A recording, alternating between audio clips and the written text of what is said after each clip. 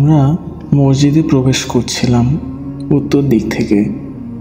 নামাজের পর আরও ভিতরে অগ্রসর হলাম।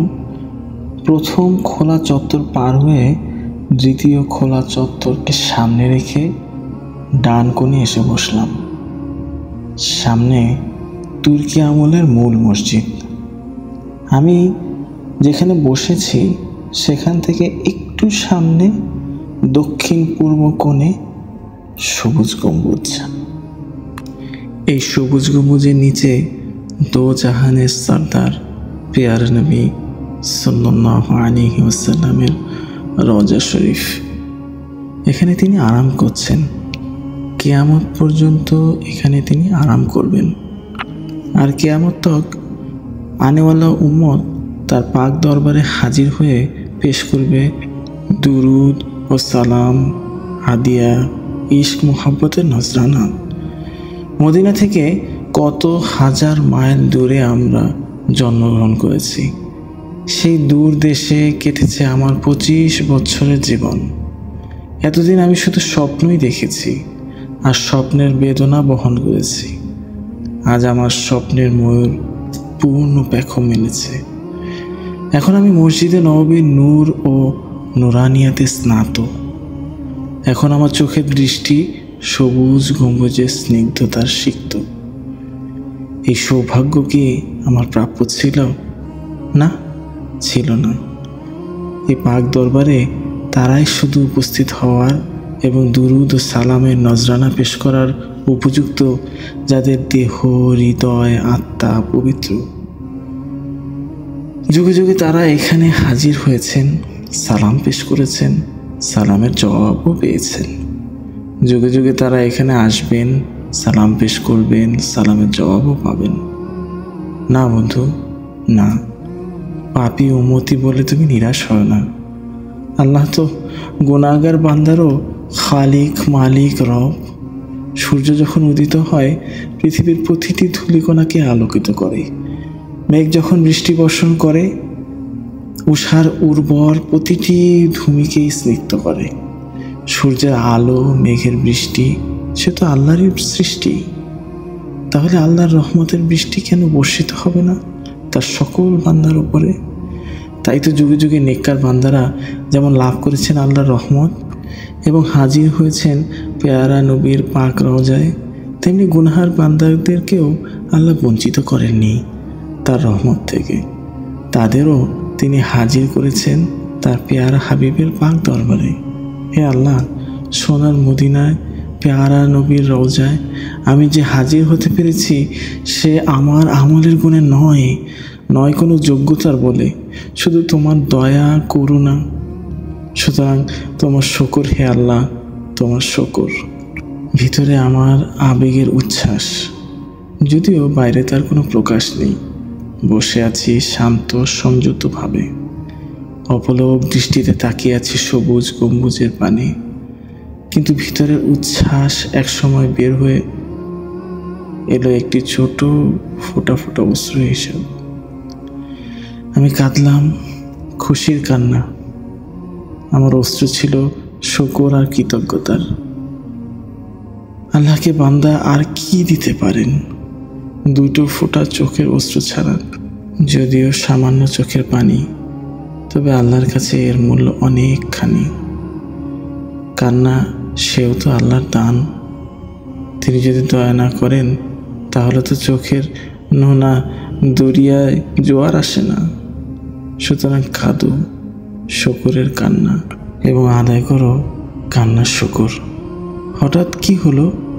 অশ্রু জলে চোখের দৃষ্টি ঝাপসা হয়ে গেল এবং সময়ের ব্যবধান যেন মুছে গেল।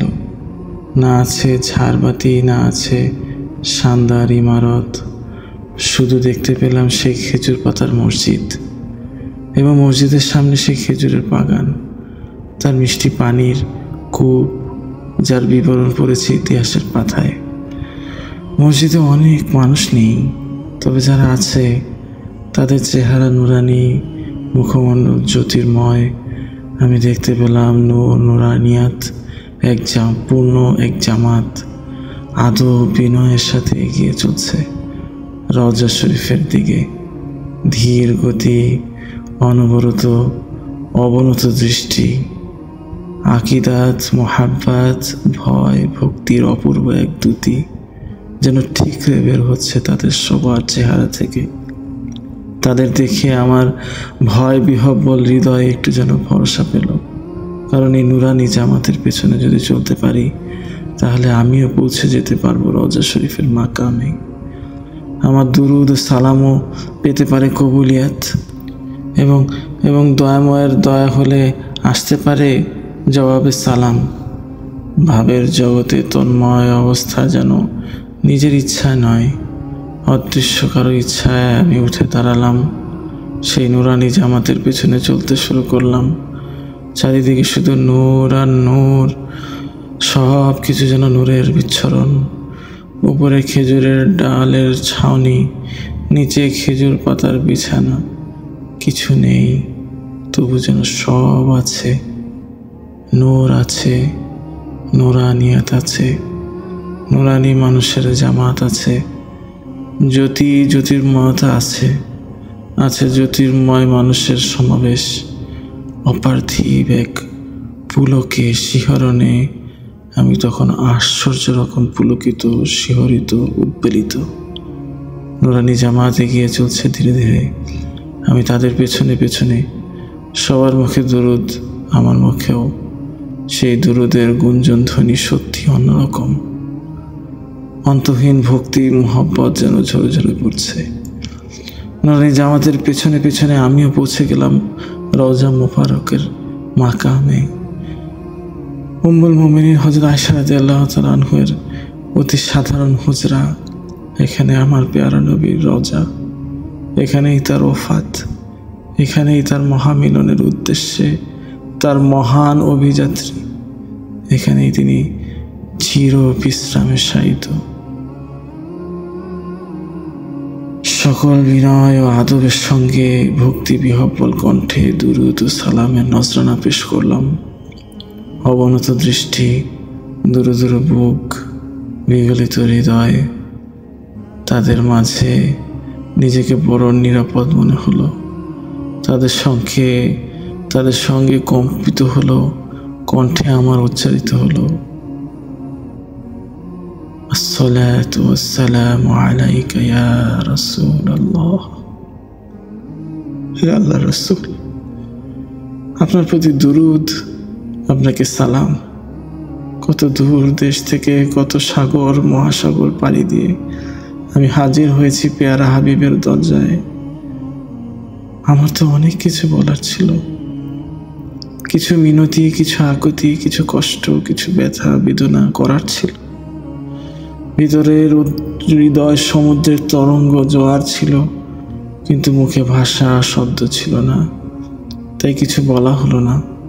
ভিতরে তাপ ও উত্তাপ, শুধু অশ্রু ঝরে পড়তে লাগলো। ভয় এবং ভক্তি, ভালোবাসা, ভীতির অপূর্ব এক মিশ্রণ অনুভবে আচ্ছন্ন হয়ে অবনত দৃষ্টিতে আমি দাঁড়িয়ে থাকলাম। সময় হয়তো বয়ে যেতে পারে এভাবেই। তখন হৃদয়ের জগতে, কলবের জাহানে হয়তো অনেক কিছু হতো। আলোর বিচ্ছুরণ, নূরের উদ্ভাস, ফুলের সুবাস, একটু হাসির আভাস, কিংবা হয়তো কিছুই হতো না। তবু হায়, সময় যদি এভাবেই বয়ে যেত, অতীতের ছায়া, আলোর আভা, নূরের স্নিগ্ধতা, কিন্তু হলো না। আসকারি কাঁধে হাত রেখে কোমল ভাষায় বললেন, এবার অন্যদের জায়গা দাও। আমি জাগ্রত হলাম। হৃদয় ও আত্মার ভাব তন্ময়তা থেকে অতীতের নুরানি দৃশ্য হয়ে গেল অদৃশ্য। সেই নূরের কাফেলায় হারিয়ে গেল বর্তমানের আলোক ধাঁধায়। আবার সবকিছু বর্তমানে, সবকিছু বিদ্যমান। নিচে মূল্যবান গালিচা, উপরে সুদৃশ্য ঝাড়বাতি, জিয়ারতের বিপুল সমাগম। আমি দাঁড়িয়ে আছি পিতলের জালি ঘেরা রওজা শরীফের সামনে। তবে মনে হলো অতীত ফিরে এসেছিল, বর্তমানকে ছায়াদান করছিল। অতীত এভাবেই ফিরে আসে, বর্তমানকে ছায়া দেয়, কিংবা বর্তমান এভাবেই ফিরে যায় অতীতের ছায়া নিতে। হৃদয় যদি সময়ের স্রষ্টার কাছে মিনতি জানাতে পারত, তাহলে সহজেই মুছে যাওয়া অতীত ও বর্তমানের সীমারেখাকে জাগ্রত অতীত সহজেই ছুঁয়ে যায় প্রাণহীন বর্তমানকে। এখনো তুমি পারো সেই চাঁদের জ্যোৎস্না, সেই আলোর বন্যা, সেই খেজুরের বাগান, মাটির দেয়াল, সেই মসজিদুন নবী সাল্লাল্লাহু আলাইহি ওয়াসাল্লাম। একই হুজরায় নবীজির পাশে চিরনিদ্রায় শায়িত আছেন শ্রেষ্ঠ উম্মত হযরত আবু বকর রাদিয়াল্লাহু তাআলা আনহু, আল্লাহর নবীর প্রথম খলিফা, জীবনের সঙ্গী, গারে সাওয়ারে দুইজনের একজন, যার সম্পর্কে আল্লাহ নবী বলেছেন, মসজিদের একান্ত দরজাগুলো বন্ধ করে দাও। আবু বকর দরজা ছাড়া তাবুকের যুদ্ধে যিনি সর্বস্ব দান করেছেন, আর ঘরে রেখে এসেছিলেন শুধু আল্লাহ তার রাসূলকে। তৃতীয় কবর হলো উম্মতের দ্বিতীয় শ্রেষ্ঠ ব্যক্তি আমিরুল মুমিনিন হযরত ওমর রাদিয়াল্লাহু তাআলা আনহু, আল্লাহর নবীর দ্বিতীয় খলিফা, অর্ধ বিশ্ব শাসন করে যিনি ঘুমাতে গেছেন গাছের নিচে, রাতের আধারে যিনি খাদ্যের বোঝা নিয়ে মানুষের দুয়ারে যেতেন।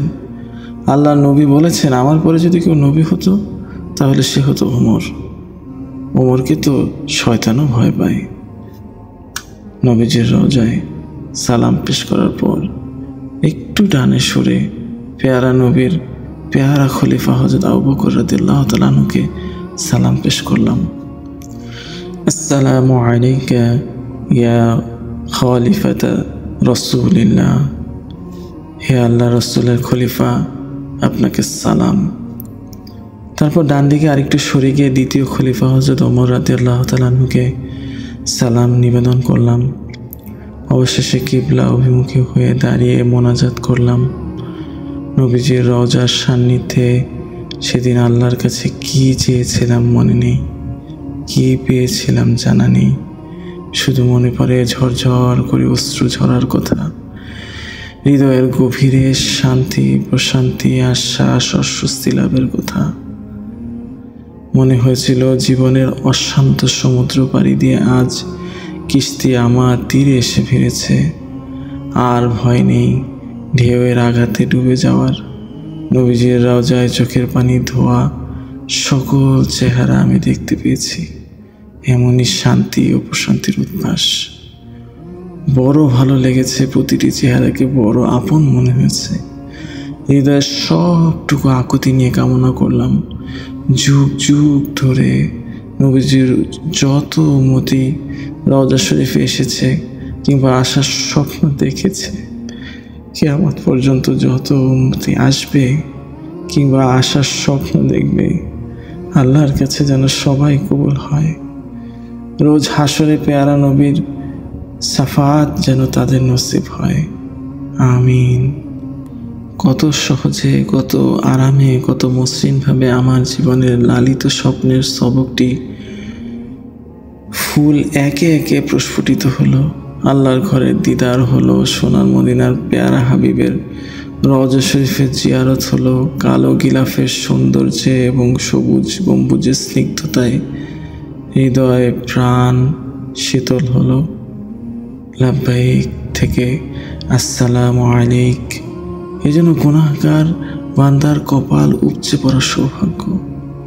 তোমার শুকর হে আল্লাহ, তোমার শুকর।